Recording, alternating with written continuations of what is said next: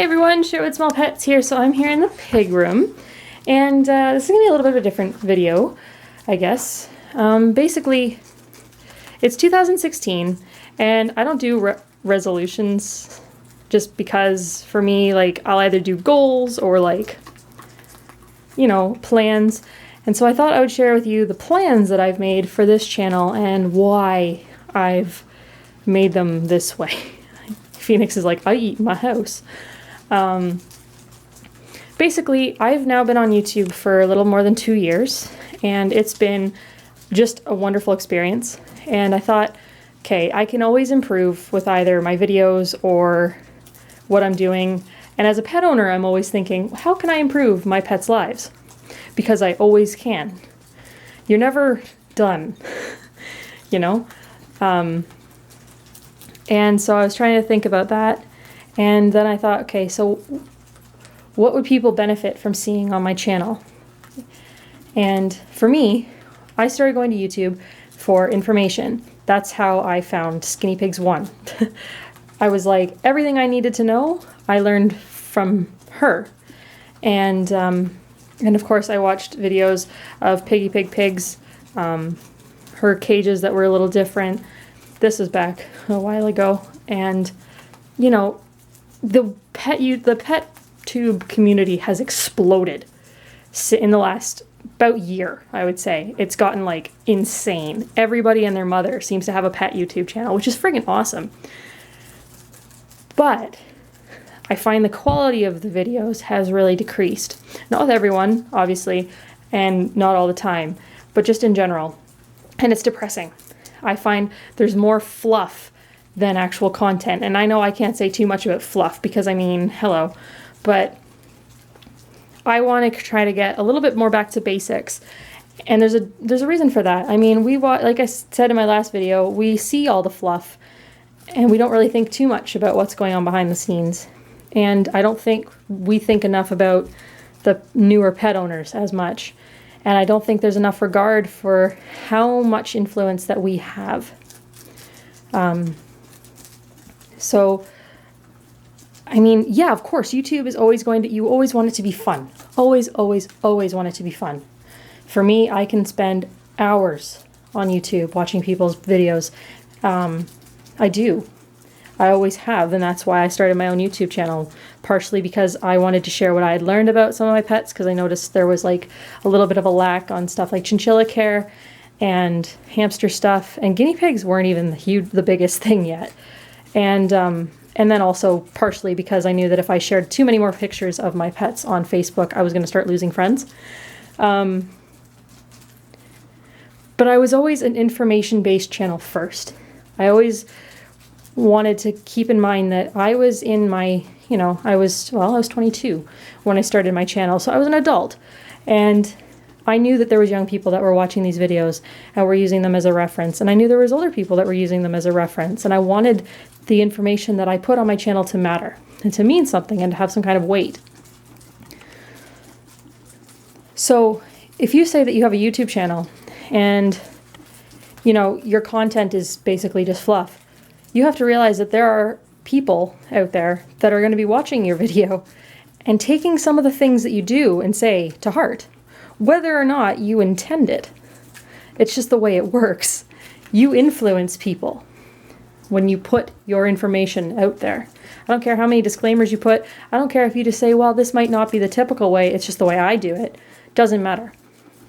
At the end of the day, pet YouTube channels are a little different than most of them because we do videos that influence lives of animals that can't say anything on their own accord. So everything we do impacts another animal that has no voice.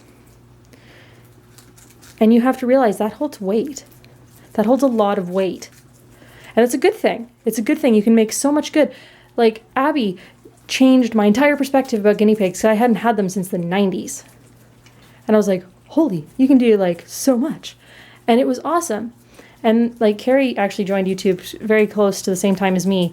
And she made me strive for like, she gave me the idea of actually doing like cage sets. I was like, what do you mean matching things? coordinating toys. Are you kidding? And I was like, damn, that's fantastic. That's the type of thought-provoking influence that you have on your viewers. Anybody, any single person that uploads a video, I don't care if you only get 10 views. Like, Carrie's Cages, like, blew my mind when she had, like, 40 subscribers. And I mean, look how far everybody's come, right? You're always changing. And so with that,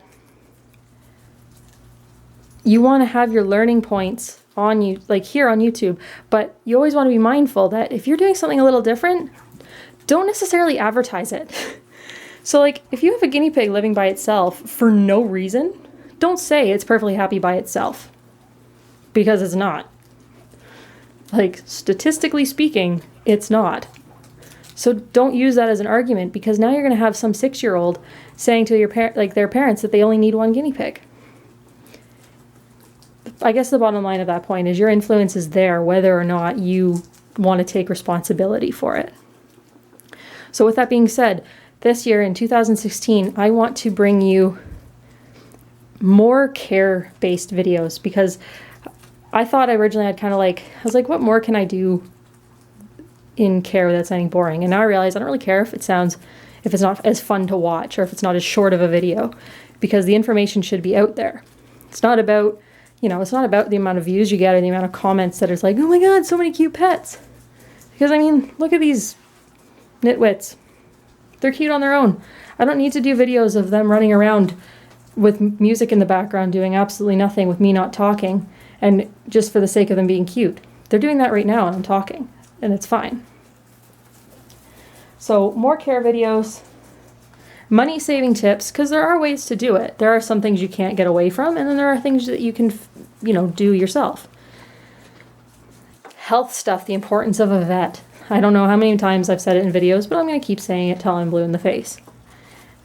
Pet prep, so kind of like things to do before you get your animals. I think that's really important. I wish there was more of those around when I got like my chinchilla. Reviews and recommendations. I do not see those enough anymore. I think that's kind of died for some reason, and I want to try and bring it back a little. Because recommendations are so important, and what works for me might not work for you, and that's only through a review are you going to know why. And the last, of course, there's going to be hauls and cage tours. I would never not do those, because those are really great resources in and of themselves. I talk about products that are in my cage and why they're in my cage, where I got my fleece items for, and why I got them from there, and not the like 16 other like cozy makers that are on Etsy.